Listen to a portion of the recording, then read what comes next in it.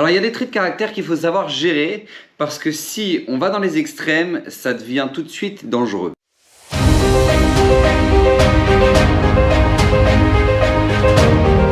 Alors le Zera Shimshon de cette semaine, Bezrat Hashem, est dédié pour la Hatzlacha de Yosef Ben Gila. Et j'aimerais justement aborder avec vous un point essentiel de la vie, parce qu'on y est confronté presque tous les jours. La Gemara nous dit, c'est une Gemara, bon, retenez-la dans le Psachim, Kuf Yud Gimel, la Gemara nous dit comme ça, qu'il y a 3 personnes que leur vie n'est pas une vie. D'accord ? 3 personnes que leur vie n'est pas une vie. Alors les premiers, c'est ceux qui sont Rachmanim, ceux qui ont pitié de tout. D'accord, qui sont sensibles à tout, ils sont très miséricordieux comme ça, ils voient un petit oiseau qui est par terre, ils vont dire oh le petit oiseau, le pauvre, vraiment il va mourir, il faut lui donner à manger. D'accord, ils sont très très rachmanim, très très miséricordieux dans tout, et la Gemara leur dit leur vie n'est pas une vie à ces gens-là, parce que tout les touche, ils sont ultra sensibles, et donc du coup, d'accord, ils n'ont pas de vie. Les deuxième catégorie de personnes, c'est les ratranim. Alors les ratranim, c'est quoi ? C'est ceux qu'il ne faut pas chauffer. D'accord ? C'est les grands nerveux, comme ça on explique ça. D'accord ? C'est les gens que dès que tu leur parles d'un truc, à peine il s'est passé quelque chose à la maison ou au travail, etc., tout de suite ils se mettent à crier, ils se mettent à hurler, ils se mettent à chauffer, ils se mettent à se vexer. D'accord ? C'est les ratranim. Eux, leur vie n'est pas une vie, vous le comprenez de par vous-même. D'accord ? S'énerver aux longueurs de journée. C'est pas une vie. Et la troisième, c'est Aniné Da'at. Comme ça nous dit la Gemara. Aniné Da'at, c'est les ultra sensibles. C'est quoi ? C'est ceux qui maintenant, sensibles dans le sens où, en fait, il faut que tout soit très propre pour eux.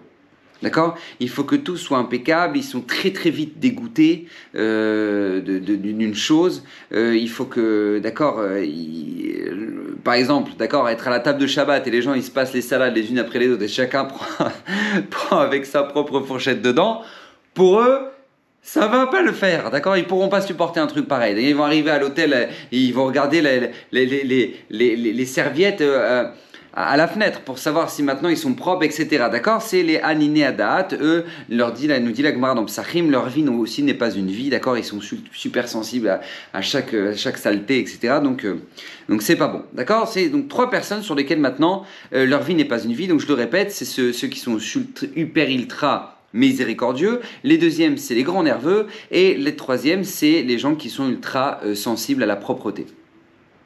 Et là-dessus, Tosfot demande dans la Gemara dans Psachim, il pose la question, il dit mais comment se fait-il que la Gemara nous parle que de ces 3 cas-là ? Parce qu'on sait qu'on a une autre Gemara dans Betsa, la Gemara nous dit qu'il y a 3 personnes que leur vie n'est pas une vie. Voilà, on en a encore 3.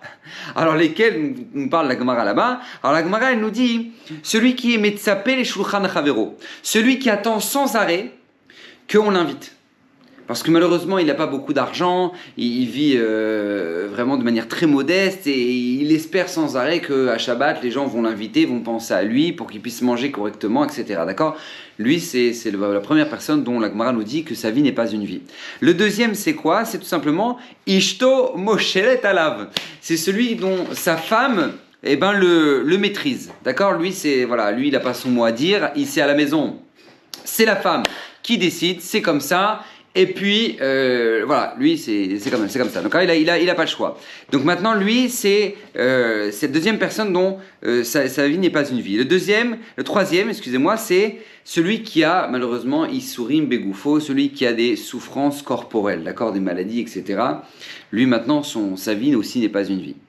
Donc là, Tosfot pose la question, il dit, comment se fait-il que ces 2 Gemarot, a priori, se contredisent ? D'accord ? La Gemara dans Psachim, elle nous dit déjà 3 sortes de personnes que leur vie n'est pas une vie. La Gemara dans Betsa nous en dit 3 autres. Donc a priori, ça fait 6 en tout. Pourquoi ne pas les rassembler et dire il y a 6 personnes que leur vie n'est pas une vie ? Donc Tosfot, lui, donne sa réponse. Mais le Zera Shimshon lui en donne une autre. Et j'aimerais aborder justement le magnifique ridouche de Zera Shimshon et l'analyser avec vous.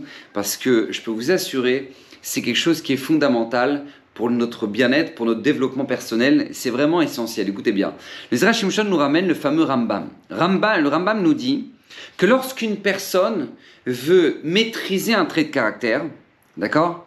Elle va être obligée de passer par certaines étapes. On va dire ça comme ça. Par exemple, une personne, elle est extrêmement radine. Ok, c'est un grand radin, il donne rien, une barre de fer, comme on dit chez nous, d'accord? Et lui maintenant, il veut essayer de travailler sur lui pour être quelqu'un qui donne, quoi, quelqu'un qui partage, quelqu'un qui... Alors nous dit le Rambam, il va être obligé d'aller dans l'extrême inverse pour finir par trouver l'équilibre. D'accord? C'est un peu comme une barre de fer, justement, une barre de fer que quand elle est tordue, bah, tu es obligé de la tordre à l'inverse pour qu'à la fin, elle revienne normalement. D'accord? Donc tu as la barre, elle est comme ça, tu fais comme ça, et hop, tac, ça retrouve son équilibre. Et bien le Rambam nous dit c'est exactement la même chose. Quelqu'un qui est extrêmement radin, et ben lui, il va devoir aller, pas juste dans le don. On va pas aller attendre de lui que juste il va donner, il va commencer à faire la tzedaka. Non, non. Il va devoir distribuer son argent, on dit le Rambam. Il va devoir vraiment, il va devoir distribuer son argent, le donner au maximum. Même si c'est extrême, il va devoir le faire. Pourquoi? Pour à la fin finir par trouver un équilibre. D'accord? Et c'est comme ça qu'on travaille nos traits de caractère. C'est-à-dire n'importe quel trait de caractère, si qu'on souhaite travailler, on est obligé d'aller à l'extrême inverse pour finir par trouver l'équilibre. Sauf, nous dit les Ezra Shimshon, et c'est ça le chidouche que nous dit les Ezra Shimshon, 3 choses. Ces 3 choses-là, c'est justement ce que vient nous dire la Gemara dans Psachim. Ces 3 choses-là, c'est comme on l'a dit, les miséricordieux qui sont trop miséricordieux. La deuxième, on a dit, c'est les gens qui sont des grands nerveux. Et la troisième, c'est les gens qui sont ultra sensibles à la propreté. Eux, pour corriger leurs défauts, il ne faudra pas qu'ils aillent dans l'inverse. Parce que s'ils vont dans l'inverse, ils vont se retrouver justement dans les 3 cas que nous dit l'autre Gemara dans Betsa, qui nous dit que leur vie aussi n'est pas une vie. Et c'est pour ça qu'en fait ces 2 Gemarotes là ne se contredisent pas. Ces 2 Gemarotes en fait sont complémentaires. Et il explique. Par exemple, une personne qui est extrêmement miséricordieuse, d'accord, elle a pitié de tout, comme on l'expliquait, les petits oiseaux, c'est sensible, elle voit un chat qui est en train de miauler dans la rue, elle dit oh là, il faut des croquettes, d'accord, donc quelqu'un qui est très très sensible. Cette personne-là, si maintenant elle va aller à l'inverse, comme nous dit le Rambam, pour corriger sa sensibilité, eh ben il va se retrouver justement dans l'insensibilité totale. D'accord? Et l'insensibilité totale, c'est dangereux. Parce qu'on a la fameuse histoire, comme ça nous raconte la Gemara, avec Rabbi Yehuda Hanassi. Vous savez, Rabbi Yehuda Hanassi, une fois il y avait un veau qui marchait de l'autre côté de la route, et il a voulu chercher à s'enfuir parce que justement il allait droit à l'abattoir. Donc il a fui des mains du shochet et il est parti se cacher sous la cape de Rabbi Yehuda Hanassi. Et quand il est arrivé sous la cape de Rabbi Yehuda Hanassi, Rabbi Yehuda Hanassi lui a dit « L'air qu'il écarte notre sarta. Va à la shrita parce que c'est pour ça que tu as été créé. » D'accord? Ta finalité, ton tikkun, ta réparation toi en tant qu'animal, c'est de passer par la shrita et te manger, etc. Avec des brachot, etc. etc. D'accord? Donc va parce que c'est pour ça, c'est ça ta finalité. Et là, Rabbi Yehuda Hanassi n'a pas du tout tenu compte de la sensibilité de ce veau. D'accord? Au contraire, il a été direct, il a dit va parce que c'est pour ça que... Et du fait qu'il n'a eu aucune sensibilité envers ce veau, la Gemara nous dit qu'il va commencer pour lui 13 ans de souffrance. 13 ans de souffrance qui ne vont pas s'arrêter. Pourquoi? Parce que justement dans le ciel, on va lui dire regarde, t'as pas eu de pitié pour ce veau. T'as pas eu de pitié pour ce veau. Alors pourquoi? Parce que pour toi, tu te dis la finalité, le mieux, c'est justement d'avoir la shrita parce qu'on ne regarde pas ton bien-être maintenant, toi en tant que veau. On regarde la finalité, ton tikkun, ta réparation à faire. Pour toi aussi, Rabbi Yehuda Hanassi, on va regarder pareil. On va pas regarder ce qui est le mieux pour toi. On va regarder ton tikkun, ta réparation. Et le mieux pour toi, c'est justement de passer par des souffrances. Donc on se rend compte qu'en fait, comme Rabbi Yehuda Hanassi n'a pas été du tout miséricordieux, les souffrances vont arriver. Et c'est exactement ce que nous dit la Gemara dans Betsa, qui est l'inverse de celui qui est ultra super miséricordieux, comme on a dit dans Psachim. Parce que l'inverse de la miséricorde, c'est quoi? C'est justement les souffrances qui viennent sur le corps de la personne. Donc c'est pour ça qu'en fait ces 2 Gemarotes ne se contredisent pas. Une personne qui est bien trop miséricordieuse, si elle va dans l'inverse pour corriger ça, elle va tomber justement dans l'inverse de la miséricorde et on voit que ça ramène des souffrances sur le corps. Et donc sa vie n'est pas une vie non plus, d'accord? Donc sa vie n'est pas une vie dans ce cas-là, sa vie n'est pas une vie dans ce cas-là, donc il faut tout de suite qu'il trouve l'équilibre. Pareil, nous dit le Zera Shimshon, on a dit pour le deuxième cas, pour les ultra hyper nerveux.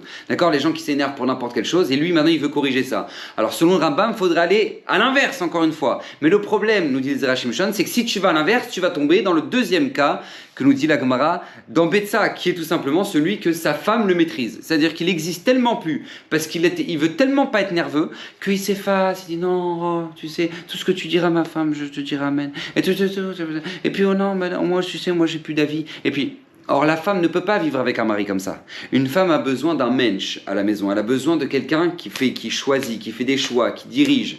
Elle, bien évidemment, on ne parle pas d'un macho, d'accord, ça n'a absolument rien à voir, d'accord. Le macho, c'est celui qui se prend pour ce qu'il n'est pas. Mais on parle de quelqu'un, un mari qui a son rôle. Il décide, il écoute, il partage, il demande l'avis, mais tac, il tranche, d'accord. C'est un homme. Maintenant, si jamais maintenant lui dit, oh non, moi j'ai peur de m'énerver, et puis tu sais quoi, faut surtout pas que faut que je me calme, et donc il s'efface complètement. Et ben ça va se retrouver avec une autre sorte de vie qui n'est pas une vie, qui est tout simplement le fait que c'est sa femme qui va devoir prendre toutes les responsabilités, et donc du coup sa femme ne sera pas du tout une bonne femme. Et sa vie ne sera, par conséquent, sa vie ne sera pas une vie. D'accord? Donc ça, encore une fois, nous dit, dans ce cas-là, on ne peut pas aller à l'extrême, comme nous dit le Rambam, on est obligé de tout de suite trouver l'équilibre. Et troisième cas que nous dit la Gemara dans Psachim, on a dit celui qui est aniné adaat, c'est-à-dire que les gens qui sont extrêmement sensibles à la pauvreté, à la propreté, etc. Et ben eux, s'ils vont à l'extrême, c'est-à-dire ils vont dire oh, bon, tu sais, il faut que je travaille ça, donc tu sais quoi, je suis crade, je me douche plus, de toute façon c'est pas grave, je mange dans les assiettes des autres, c'est pas grave, on s'aime tous, d'accord. Donc bon, c'est quelqu'un qui va carrément dans l'extrême.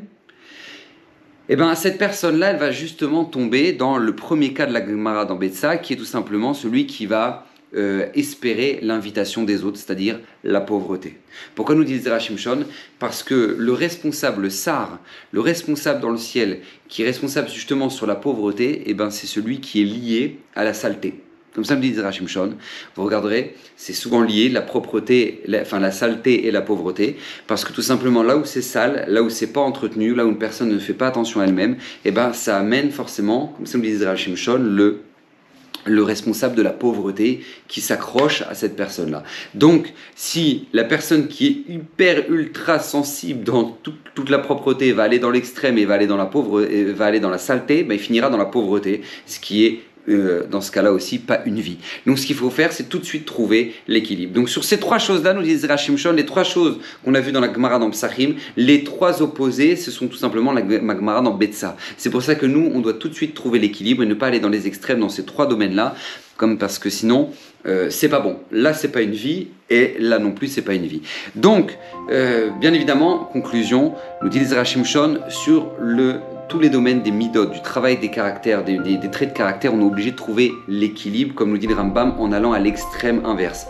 Mais dans ces trois domaines-là, qui sont la trop grande sensibilité qui est dans la miséricorde, deuxième chose sur la nervosité, et troisième chose sur l'ultrasensibilité à la propreté, dans ces trois domaines-là, il ne faut pas aller dans les extrêmes parce que la vie n'est pas une vie aussi dans ce cas-là. D'accord? Que des bonnes choses, qu'Hachem vous bénisse, Bezra Bracha Ve'atzlacha, que le Srout du Zera Shimshon vous protège, vous bénisse, vous ramène un Shefa de Bracha lui-même qui a dit que tout celui qui étudiera régulièrement son œuvre, le Zera Shimshon, lui-même lui promet une Bracha, une Atzlacha, une réussite hors du commun. Voilà, vous en avez une belle collection sur ma page YouTube maintenant. Chaque semaine, on se retrouve pour cette magnifique étude. Qu'Hachem vous bénisse, Bracha Ve'atzlacha.